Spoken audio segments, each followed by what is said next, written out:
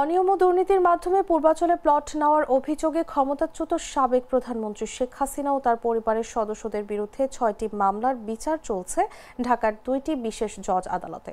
চলতি মাসে এসব মামলার রায় হতে পারে। রায় অভিযুক্তদের সর্বোচ্চ শাস্তি হবে বলে আশা করছেন সংশ্লিষ্টরা। রাজধানীর উন্নয়ন কর্তৃপক্ষের পূর্বাঞ্চল নতুন শহর প্রকল্পে সরকারি প্লট বরাদ্দে সাবেক প্রধানমন্ত্রী শেখ হাসিনা এবং তার পরিবারের সদস্য সহ ২৩ জন ব্যক্তির বিরুদ্ধে অনিয়ম ও দুর্নীতির অভিযোগ ওঠে। গত বছরের ডিসেম্বর থেকে এসব অভিযোগের তদন্ত শুরু করে দুর্নীতি দমন কমিশন দুদকের অভিযোগ, পূর্বাঞ্চল প্রকল্পে প্লট বরাদ্দ নিয়ে ক্ষমতার অপব্যবহার করেছেন সাবেক প্রধানমন্ত্রী ও তার পরিবারের সদস্যরা। তারা যেসব প্লট নিয়েছেন সেখানে সাধারণ মানুষের প্রবেশাধিকার ছিল না। দুর্নীতি ও মিথ্যা হলফনামা দিয়েই এসব প্লট নিয়েছেন তারা।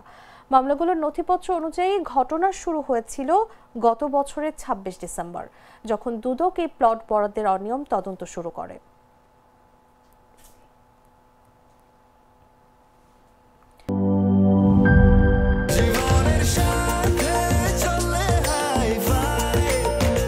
স্বাস্থ্যকর অল টাইম ফ্যামিলি কেক, সব সময় অল টাইম হেলদি লাইফ।